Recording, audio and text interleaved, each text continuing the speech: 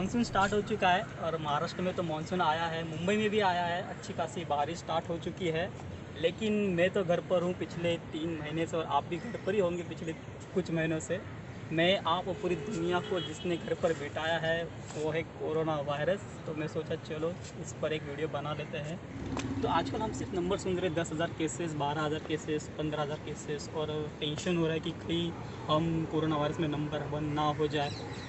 लेकिन मुझे ऐसा लगता है कि कुछ और भी नंबर्स हैं, स्टैटिस्टिक्स है जिसे हमें देखना चाहिए। तो इस वीडियो के ज़रिए हम उन स्टैटिस्टिक्स को, उन ग्राफ्स को देखेंगे ताकि हमें पता चले कि ये जो नंबर से 10,000 12,000 ये उतने इम्पोर्टेंट नहीं है।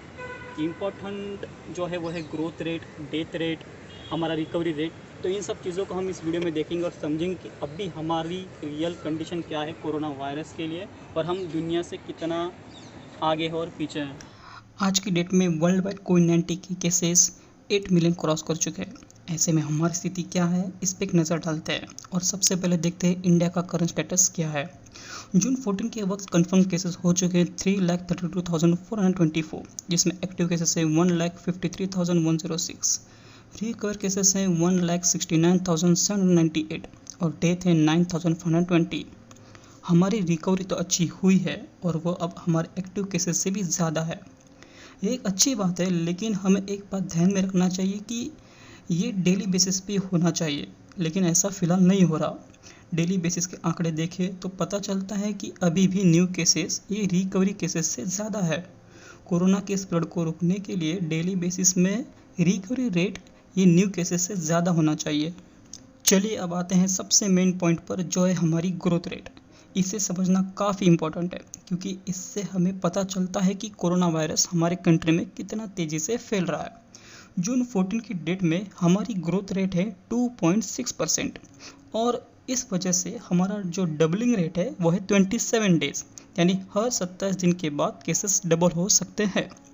अब देखिए, हम अभी रोज़ाना सुन रहे हैं 10,000 cases, 15,000 cases, single day record. यकीनन नंबर बड़े हैं, लेकिन हमारा ग्रोथ रेट काफ़ी कम हो चुका है। हमने शुरुआत की 25% ग्रोथ रेट के साथ, जहां केसेस का डबल रेट था 3 डेज़, और आज ये सिर्फ 2.6% है विथ 27 डबल रेट के साथ। और अब ये धीरे धीरे कम हो रहा है और अब हमें ये उम्मीद रखनी है कि ये ऐसे ही ग्रोथ रेट कम होते जाए। स्टेट वाइज ग्रोथ रेट और रिकवरी रेट को देखें तो महाराष्ट्र में डेली बेसिस पे 3,000 के करीब न्यू केसेस आ रहे हैं। वहीं तमिलनाडु और दिल्ली में पिछले कुछ दिन से सडन जंप देखने मिली है, लेकिन ओवरऑल अदर स्टेट ने ग्रोथ रेट पर काफ़ी कंट्रोल पाया है और वो काफ़ी कम हो चुके हैं। वर्ल्ड वाइड भी हम अगर देखते हैं तो टोटल केसेस पर मिलियन में हम यूएस, यूके, रशिया, इटली इन सब कंट्री से नीचे हैं। दिल्ली और तमिलनाडु को छोड़े तो ओवरऑल सारे स्टेट फ्लैट कर्व की ओर बढ़ रहे हैं। ऐसा ही सेम हमें सिटीज़ में देखने मिलता है, जहां मुंबई जो इंडिया का वुहान है वो भी अब धीरे धीरे फ्लैट कर्व की ओर जा रहा है, लेकिन दिल्ली और चेन्नई फास्टेस्ट ग्रोथ कर रहे हैं। इंडिया के कोविड केसेस में सबसे ज़्यादा शेयर है वो है महाराष्ट्र, दिल्ली और तमिलनाडु का। 34% केसेस ये अकेले महाराष्ट्र से हैं, यानी हर 3 कोविड पेशेंट में से एक महाराष्ट्र से हैं। इतना ही नहीं बल्कि 70% केसेस ये मुंबई, दिल्ली और चेन्नई से हैं। इससे ये पता चलता है कि इंडिया में कोरोना वायरस के केसेस कॉन्सेंट्रेटेड है, इसलिए हमें क्लस्टर एनालिसिस पे ज़्यादा ध्यान देना होगा और इसी क्लस्टर मॉडल की मदद से ही जापान ने कोरोना पे कंट्रोल पाया है। अब एक नज़र डालते हैं इंडिया के डेथ रेट के ऊपर। इंडिया का डेथ रेट 6% के करीब है। अगर स्टेट वाइज डेथ रेट देखें तो दिल्ली का डेथ रेट काफ़ी ज़्यादा है और अब वो कंट्री के 12 गुना हो चुका है।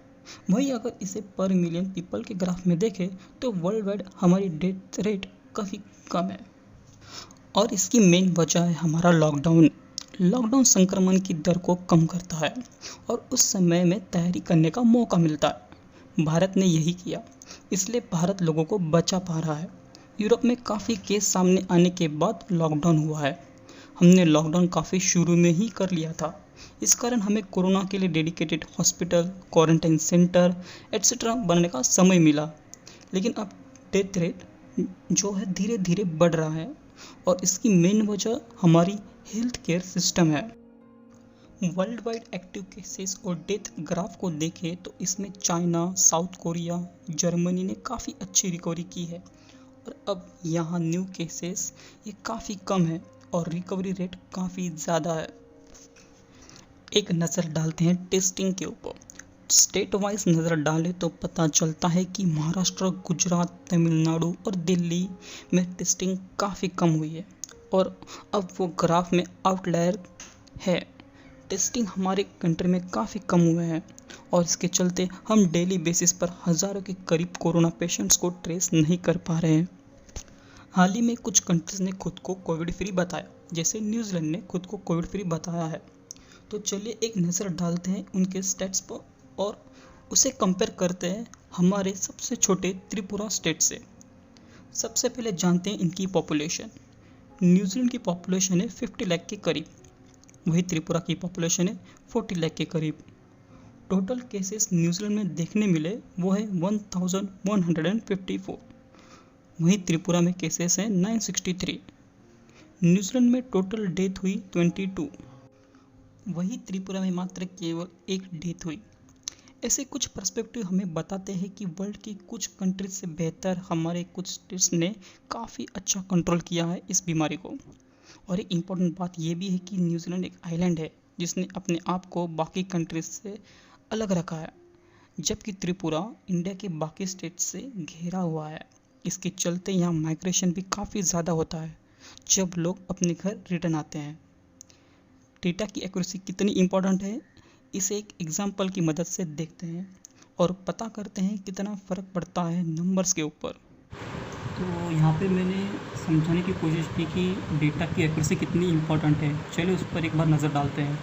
मान के चलते कि पॉपुलेशन 10,000 है और उसमें से 1% सिख है, 99% सिख नहीं है। 1% सिख होने की वजह से टोटल पॉपुलेशन में से 100 लोग सिख है और बचे हुए 9,900 सिख नहीं है। अब डेटा की एक्यूरेसी जो थी वो थी 98% मान के चलते हैं। इस वजह से 98 तो पॉजिटिव मिले बट 2 लोग इसमें से छूट गए और वो 2 नेगेटिव पाए गए।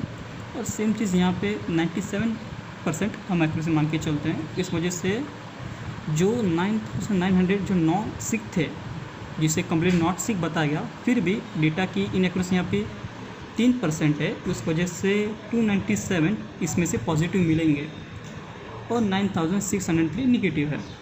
तो जो टोटल पॉजिटिव केस यहाँ पे बनेंगे वो है 98 जो हमें सिक में से मिले और 297 जो हमें नॉट सिक्स में से मिले। इन दोनों का जो टोटल है 395 वो है टोटल पॉजिटिव केसेस। बट क्योंकि हमें जो एक्चुअल पॉजिटिव केसेस बताया जाएगा वो सिर्फ इस सिक कैटेगरी से बताया जाएगा, नॉट सिक कैटेगरी में से जो नंबर आएगा उसे बताया नहीं जाएगा।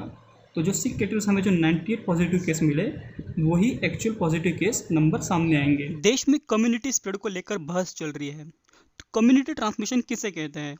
कम्युनिटी ट्रांसमिशन तब होता है जब कोई व्यक्ति किसी ज्ञान संक्रमित व्यक्ति के संपर्क में आए बिना या वायरस से संक्रमित देश की यात्रा किए बिना ही इसका शिकार हो जाता है।